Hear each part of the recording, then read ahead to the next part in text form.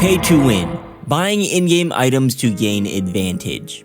Call of Duty has toed the line with this concept long ago, but it's been fair over the past few years, to be honest. Most purchasables are cosmetic only, new weapons and gear are accessible to everyone for free at a reasonable rate. The only arguable pay-to-win aspect in modern Call of Duty games are weapon blueprints, especially for new weapons. But again, you can unlock weapons and earn the attachments by playing, so it's pretty fair in my book. However, there are some blatant pay-to-win shenanigans that Activision is trying to get away with in Season 3, and it needs to be called out. If you go to the store right now, you'll find a new Bomb Squad bundle for 1,200 Call of Duty points. At first glance, it looks like a normal bundle, but this comes with not one, not two, but 3 bonuses when used in DMZ that are by definition pay to win. For example, the operator gives you a free medium backpack every single time you load into a DMZ match. For those unfamiliar with DMZ, it's Call of Duty's new take on the extraction shooter genre, similar to Escape from Tarkov. It's pretty much an open sandbox on the Battle Royale maps where you load in with absolutely no gear whatsoever, and you need to loot gear from the map and then successfully extract that gear to add it to your inventory that you can then load into a future match with. There's also tons of missions you can work on for rewards and Easter eggs to unlock special gear, but the catch is, if you die, you lose all the loot that you had on you at the time, and you'll load into the next match empty-handed, and then you have to loot up and then try to exfil to rebuild your inventory again. So starting off with a free medium backpack that allows you to store more weapons and gear every single game, no matter what, is a pretty big advantage. But this bonus isn't even the worst offender. Future bundles have leaked that are way worse that I'll be sharing in this video. Like, this backpack bonus is kind of nothing in comparison to them. You can get a medium backpack pretty fast in a DMZ game, so this bonus for this operator is just a convenient shortcut, similar to the bonus for the weapon blueprint.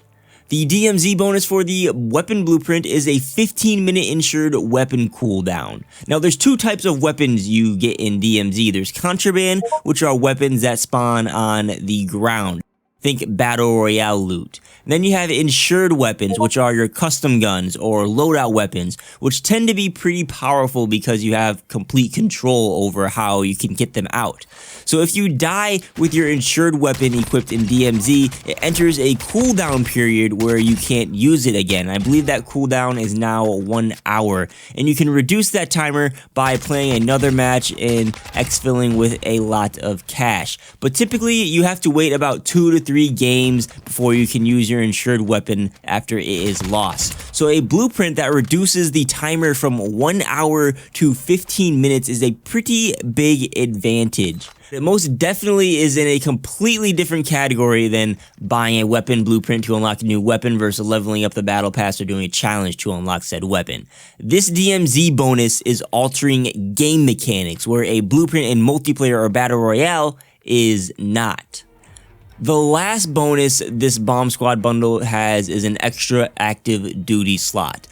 This is equivalent to an extra creative class slot in like multiplayer or battle royale. You get 3 active duty slots for free, and you can assign different operators to the different slots. And major loot items that you extract are saved to that operator, like backpacks, armor vests, kill streaks, gas masks, self-reses. You'll still lose these if you die, but DMZ enthusiasts can use these active duty slots to have one operator dedicated for missions who can have like a larger backpack to hold more items. One of them can be for stealth with the ghost perk vest. And then the third could be set up to give you the best loadout to frag out on enemy players. So having an extra slot isn't too much of an advantage, and personally, I'd be cool if this was for purchase separately, like just a la carte. I also don't really have much of a problem with the bonuses this bundle provides in general. It's the 3 bundles that are coming later on that have me concerned.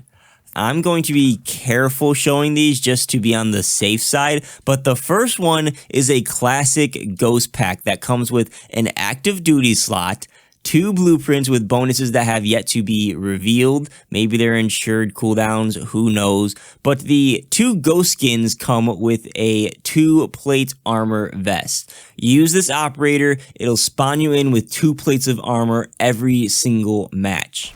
Now, with the way DMZ works, players can spawn in with, a 2-plate or a 3-plate vest if they exfilled it in the match prior, but by default, the armor is a 1-plate vest. And unlike the backpack, armor is directly affecting time to kill, giving you a clear advantage over other operators if you have this bonus applied. And it's not just one time, it's every single game you have the classic Ghost Operator skin equipped. Similar thing with the next bundle. Dark Rituals 2 has the same amount of bonus items, but this operator skin will spawn you in with a self-res every single game. And obviously this is going to give you an extra chance if you happen to go down for whatever reason. Like if you spawn in one of the operator hunting hotspots of the map, like near Al Mazrah City, where infill spawns are within viewing distance and people will just start blasting each other off the rip. The third and worst bundle by far is the Roze and Thorn. There's the active duty slot, 2 bonus blueprints, and the operator effect gives you a UAV off of spawn. This is the main reason for me wanting to make this video. A UAV at the start of every single match is just absurd. That gives you a huge advantage at the start of the game where most players will be spawning in with very little loot. If DMZ was PvE only, this and all the DMZ bonuses would get a pass because you're just fighting bots and not like actual other players. But DMZ is PvPvE. It's essentially a spin-off of Battle Royale. There are real players in the match. Imagine dropping into Ashika quads with any of these bonuses, or getting a UAV at the start of a 6v6 multiplayer match. It's pay to win. The bonus isn't a one-time thing. It's every single game you have this operator equipped no matter what. Having the option to extract a UAV for the next game is not a reasonable alternative for this UAV operator bonus. Keep in mind that there's dozens of missions in DMZ that have you hunting other operators, and there's players who love to hunt other squads off spawn and treat it like it's actually a battle royale game. So the UAV in DMZ is very, very, very valuable, and this bonus is just going way over the line. I don't think there's any justification for what Activision is doing here. These DMZ bundles need to be removed, they need to be reworked, or there needs to be some like free equivalent to them if they want to keep them as is. Like the DMZ bonuses are a pretty cool idea. I like adding some more depth to the game, but they shouldn't be introduced via bundles that you have to pay for. They should be rewards for completing faction missions to add some deeper progression, like the tier 3 or tier 5 progression missions. Because as of right now, missions are just a way to get more insured weapon slots and a couple unique DMZ skins.